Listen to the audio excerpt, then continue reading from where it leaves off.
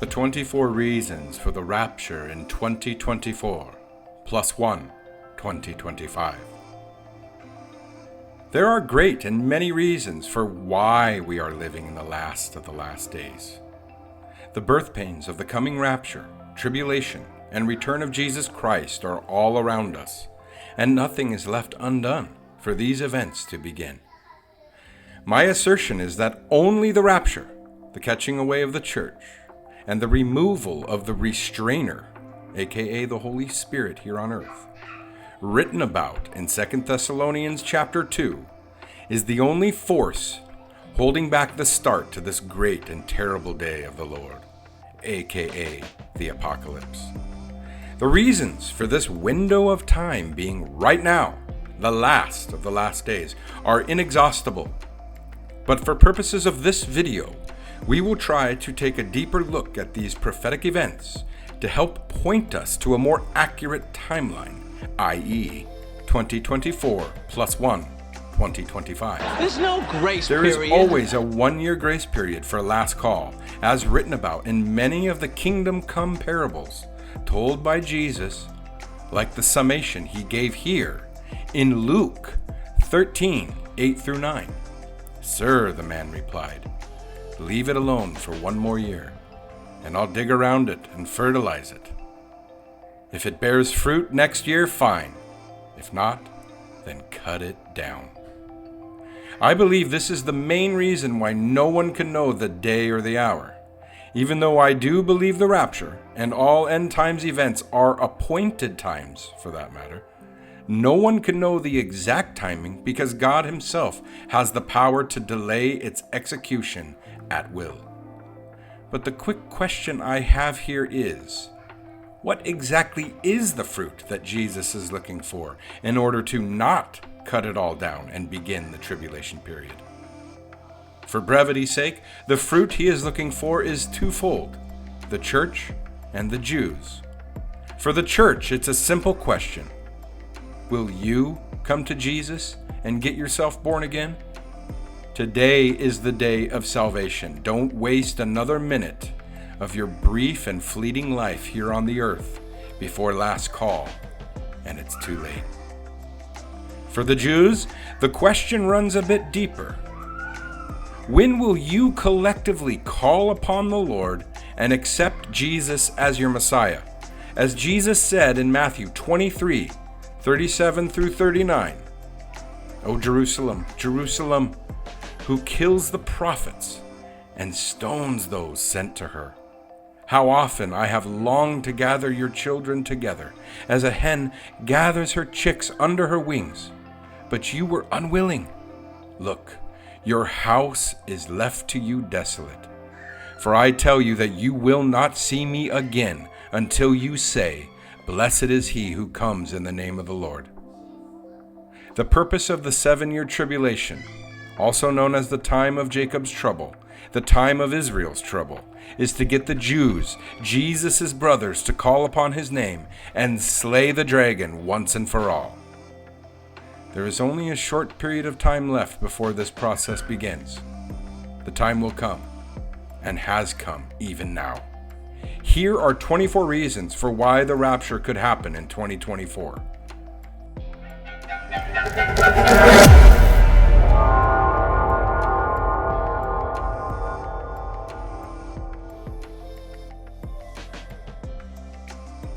Okay, check. Part 2, checked into part 2. This is an extremely important session. We're looking at the 24 reasons why the rapture will occur in 2024 plus 1 grace period 2025. Remember now, we're talking about the rapture. We do a lot of referencing to other prophecies that project certain events, but you always have to minus a certain amount of time because the tribulation period is 7 years long. So you minus 7. Every time we get to a certain number, you minus at least 7. At the very least, because there's definitely going to be several months, if not a year or two, in between the rapture and the signing of the covenant, which starts the 7-year process. All right? That's the code. And today we're going to look at, we're doing part 2, which we'll just call Israel. And it's going to encompass, see, we already went through reasons 1 and 2. Now we're going to go through reasons 3, 4, 5, and 6. 3, 4, 5, 6. Isn't that weird? You think 3, 6, that's 3 reasons. But if you got to count, that's actually 4. Reasons 3, 4, 5, and 6. We'll call it Israel. The next 4 reasons. Reason number 3, 1948. Remember, 1948 is extremely important. We can calculate back 2,000 years from where we are now to the birth of Jesus Christ. However, there's already proof that the Gregorian calendar and certain kings and popes changed the calendar. Now, they claim it was only changed by months at a time, certain takeaway days, jumps in time to correct the lunar and solar cycles. Okay? So we can't 100% trust that it's truly the year 2024. But what we can do is fully trust that the year 1948 happened. So you can 0 year 1948 and make that our baseline. There are people who were born before 1948 and on 1948, still alive to this day, right? So I'm a red pill, black pill kind of guy now. You go look at truth or documentaries. You go look at how we've been lied to for so very long. It's hard to trust anything anymore. But what we can trust is that at least the year 1948 occurred. And we have proof of that through living people. So we can 0 year 1948. That helps us get a fact. All right? Here's the amazing thing about 1948. We all know that's the year that Israel became a nation. And Jesus promised that one generation after the regathering of the Jews, which happened in 1948, there would only be one generation. And that's proven in the fig tree parable. The fig tree withered away, and then Jesus tells Peter, when you see blossoms and leaves and fruit come back to the fig tree, then all of these things will be fulfilled, and that generation will not pass away. Referencing after the Diaspora of Israel. So, in 70 AD, when the temple was destroyed by Titus of Rome, the Jews were scattered all over the world for 2,000 years. Now, we don't know. Let's just assume they're right. It's the year 2024. At least we know it's been a really long time.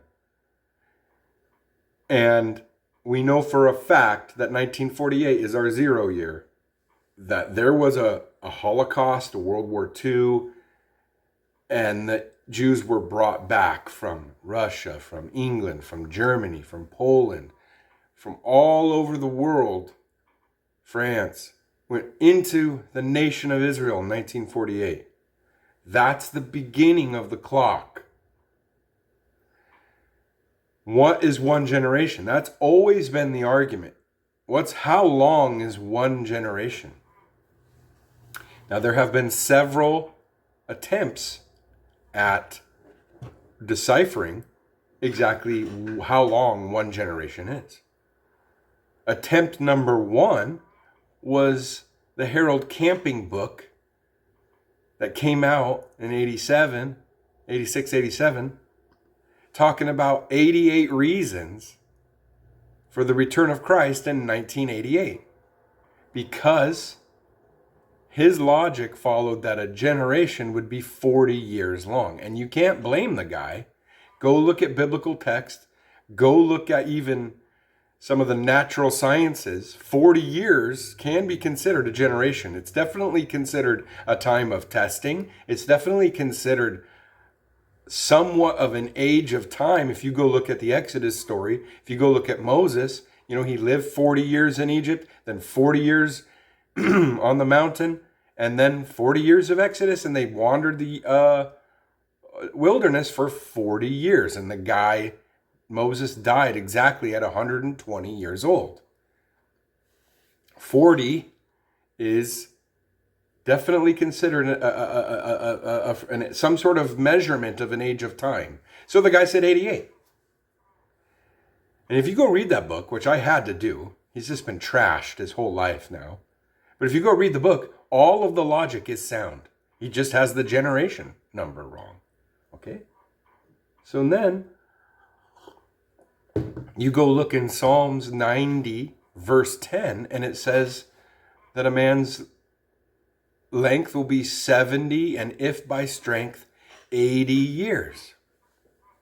And then you go look at the history of time, except for like dark ages and certain periods of time, the lifespan of man after Moses, after the kingdom time from David on, has been 70 to 80 years old. That's how long a person lives. They don't live 400, 500, like it was during when our DNA structure wasn't as mutated. But it got to a certain point where the lifespan of a man is 70, and if by strength, 80. That's a fact from that day. And there's these really bad dark times where it dropped if you added in sudden death from babies, if you added in that kind of reality, it dropped the lifespan dramatically. But it's been brought back up to where now, even if you added in now sudden death, baby death, that kind of stuff, then it's a different type of statistical analysis. But the mean, the middle, not the mode where you add it all in, but the actual average of a human lifespan is 70 to 80. So let's go all the way to 80. 1948 plus 80 years is 2028. And what did we say? You have to minus 7 years. That's why so many people pinpointed 2021 as like this last. But then when you go look at that scripture, it's talking about like if by strength it pushes. And then you see all the parables and it's like the Father and Jesus, the Father and Son have this communication about their garden. And it's like, let's try again, let's push it. There's this grace period of trying. So we are in the red zone, man.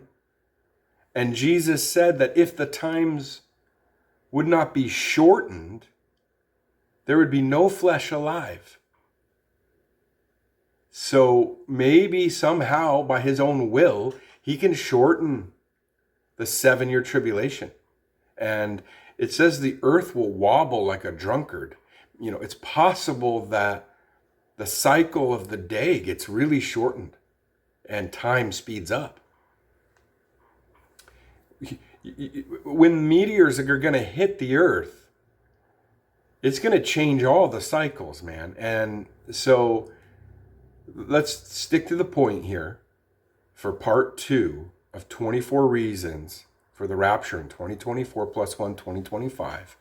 Reasons 3 through 6, I'm just clumping them all together here.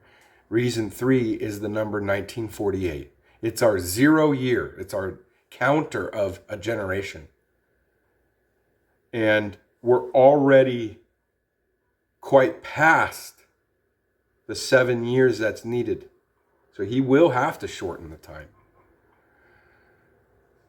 And another amazing thing about 1948 is if you go from a zero count, from the Adam to Seth, Seth to Enosh, Enosh to Kenan, Kenan to Mahalalel, Mahalalel to Jared, Jared to Enoch, Enoch to Methuselah, Methuselah to Lamech, Lamech to Noah, Noah to Shem,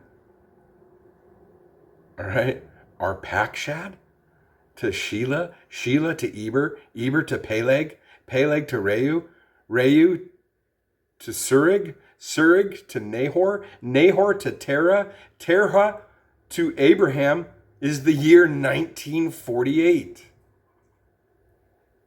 And Abraham represents a covenant to Israel, the year 1948. If you do the genealogical read back of Genesis all the way down to Genesis 11, it's the year 1948. It's not, so we know for a fact that's our 0 year. 1948, Abraham is born. 1948, the nation of Israel is born. So that's reason one. Reason two, I want to look deeper into the fig tree. All right? The amazing thing about that scripture of the fig tree is it's in Matthew. I'm going to read it. Now learn a parable of the fig tree. When his branch is yet tender, and putteth forth leaves, ye know that summer is nigh. So likewise ye, when ye shall see all these things, know that it is near, even at the doors. Verily I say unto you, this generation shall not pass till all these things be fulfilled. That's the main crux of the fig tree generation. And when you look, what's really cool is if you look, the fig tree and all the trees in Luke. I love the synoptic gospels because Matthew, Mark, and Luke cover a lot of the same data, but each one puts a different lens on it, and you can see additional parts of the story. Sometimes it's a quicker part of the story to get to if you're in real life, things are happening in 4D, man. There's this person was watching and they had this experience. Another person was watching, they had this experience. The person that Jesus was there for got healed, but somebody behind him grabbed his back and they got healed. It's 4D, man. So the synoptic gospels, we'll call it 3D, 4D if you add in the book of John, and that goes outside of time. Wow, Matthew, Mark, Luke, and John is definitely all four of the dimensions. But when you go to look at the, when he tells the parable in the book of Luke 21:29, he told them this parable: look at the fig tree and all the trees. The trees are representative of nations on the earth. And if you look at the global landscape of today, all of the nations have risen up with Israel. The Ottoman Empire had like all of it. And now it's Iraq, Iran, Sudan, Jordan, Syria, Lebanon, little ones, big ones, Kuwaiti. All there, all the individual nations are their own people groups. They've all risen up. France, Germany, England, all of those were big hordes and tribes and sometimes taken over by one empire, but now it's Greece, Italy, Spain, all of those areas were, had been fought over and taken over and ruled by one king throughout time. But now that's not how it is. When Jesus says, look at the fig tree and all the trees, the nation, global landscape of the end will be when it's all nations risen up. Okay? The fruit is now up on the entire planet. When did that start? 1948, after World War II. Because remember, before that, in World War I, the Commonwealth of the United Kingdom had colonialism all over the globe. And India rose up, and African places rose up, even into Australia and all these other places. United States of America broke free and independence. That's what he's talking about, and it's all over the world. What's our marker? What's the 0 year? 1948. So even now, he is telling us that the fig tree generation is the marker. No generation, one generation. This generation will not pass till all these things are fulfilled. And when he says all things, that includes the birth pains, the warning signs, the wars up to the birth. What's the birth? The rapture. Revelation 12. So the warning signs. So one generation will go the whole way. It includes all the trees coming up, the birth pains, the birth, the war, and the return in one generation. So at least we know, I was born in 1980. Our generation is the last. 1948's generation is the last generation. We know that. So you have to then add in all the needed necessary events, minus it, to get to the rapture. So number 3 is the birth is 1948, the birth of Israel, the birth of Abraham, the 0 year. Reason number 4, the fig tree generation. This generation shall not pass till all these things happen. Reason number 8, the temple.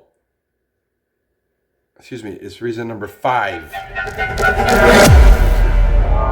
number 5 is the temple. Okay? Reason number 5 is the temple. Because it includes red heifers. It includes the snail ink. It includes the clothing and the altar and the land and all this stuff. The Hebrew language, a nation of Israel. All these things have been restored. Go look it up. I don't know what it is. I could look it up real quick. Why not? There's a power of editing. What's the special ink for Hebrew temple? The Sofer's quill, man. Uses a turkey feather or a reed as a quill. So there's a quill, there's an ink. Golly gee willikers, I wish I was knowledgeable enough to pull that one out of my head. Blue dye for the tzitzit. There it is. Within a year, Radzener Chazadim began wearing tzitzit with the cuttlefish dye. Herzog obtained a sample of this dye and had it chemically analyzed. The chemists conclude that it was a well-known synthetic dye, Prussian blue, made by reacting iron sulfate with an organic material. The blue dye for the tzitzit.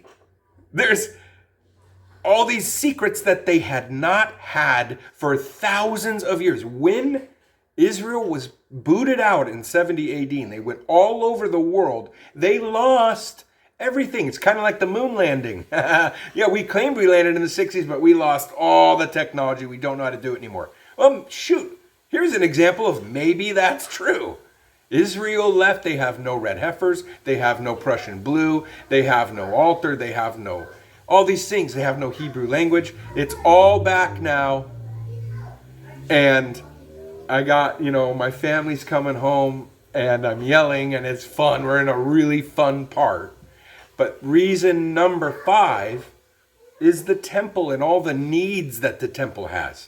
The red heifers are a perfect age. And in fact, why is it 24 reasons for rapture in 2024 plus 1, 2025? They're going to sacrifice those red heifers next month. on Passover, okay? This is happening right now. And I'm yelling to try to yell over some beautiful kids that just ran in this house. But it's right now. And if you go look, even the mass media is now telling you the reason October 7th happened, the reason why Hamas came into Israel and did those atrocities is because they were going to sacrifice red heifers. And they are satanic minions that are trying to stop it. Okay? But it's all a game. Each side right now is controlled by Satan. God is telling you he's allowing this to happen so that he can have the rapture, return, and slay the dragon. All the trees get risen up at one time so God can harvest and swipe them all at one time. That's reason number 5. Reason number 6 for part 3. Reasons 3 through 6, I said, is the wars of Israel. Psalm 83, Isaiah 17, Ezekiel 38. You can't have the end times wars of Israel without a reborn Israel, right? That was the problem of all, like Martin Luther, and you go back into the Dark Ages and you go back into the Catholic 1,000-year reign. They allegorized Israel and didn't understand how to do end times prophecy because there was no nation of Israel. You have to have a nation of Israel to get these end times Israel wars. October 7th is the beginning of all those. Psalm 83, Isaiah 17, Ezekiel 38. And how ironic is it that Russia was on the move before that? And remember, it's not that Russia's just Magog and Gog. They want to come straight down and take Israel. It says that God himself puts a hook in his jaw and pulls him down. So we're not seeing that right now. The hook hasn't been put in. Maybe in some righteous way, Russia really does believe Ukraine is part of their country and they don't want NATO to own it. That's not the point. The point of end times prophecy is God puts a hook in his jaw and pulls him down. That won't happen until after the rapture. These end times events, the section of God taking action for Israel,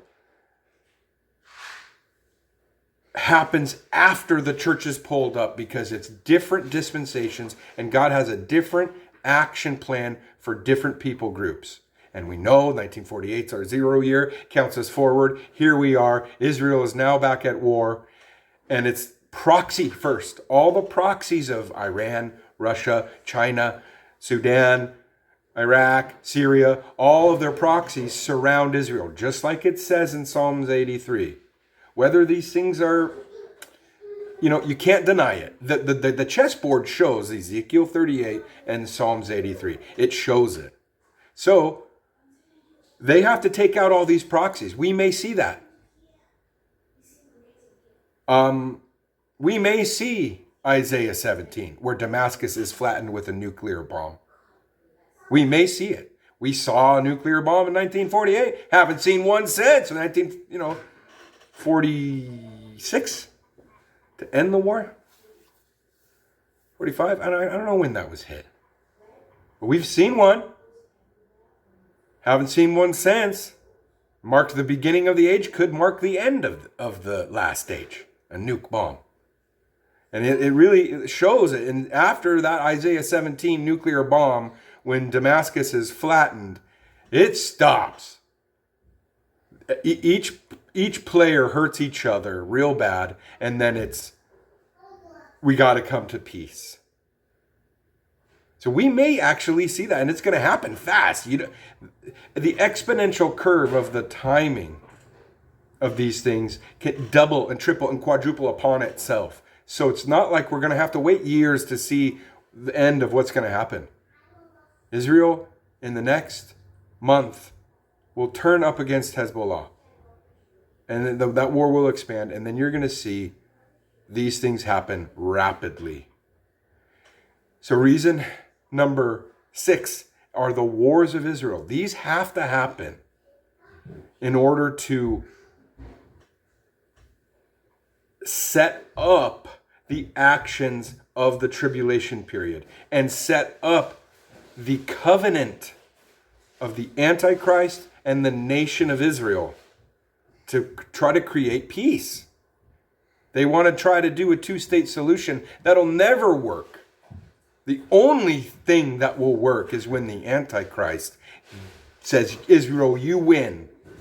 Have your temple. And these wars are the pre-war stages, and we're living in them right now. Why is that 24? Because the exponential curve of time is happening right before our eyes. And when they take down that red heifer, the war will occur. The bigger war, Isaiah 17, Ezekiel. Then after that kind of stuff, it's hooks and jaw, time to come after Israel. And then God stops it. I'm telling you, the rapture has to happen before those actions. Because remember in Ezekiel 38, 39, Israel burns weapons, burns all the weapons, no more fighting. And they burn the weapons for 7 years. That's the tribulation period. So that war has to occur. And the covenant has to be made. And it's like, okay, peace. Of course, it'll be a short-lived peace of only 3.5 years. So, reasons 3, 4, 5, and 6 all have to do with Israel. Reasons 3, our 0 year, 1948. Reason 4, the fig tree generation, which describes Israel and all the trees, all the nations in the same landscape we see today. There's no more empires. Everybody's got their own nation. They all rise up in the last generation. That happened after World War I and World War II in the landscape of the world and the United Nations. We've all become the individual trees.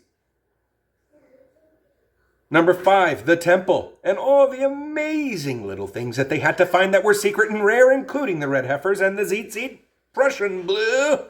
What is this fish? Just want to capture it one more time. Where is it? Where is it? I had it. Where's that fish? There it is. The cuttlefish dye. I mean, there's all these little things that they had to find and they've now found. And then, number 6, the wars have begun. And it started October 7th, which if you go look, it was on the exact same day as the Arab-Israeli war in 1948. What war was that? Huh? You know, it's got a special name. Yom Kippur War. 1948 war. Come on, hit me. The Arab-Israeli war.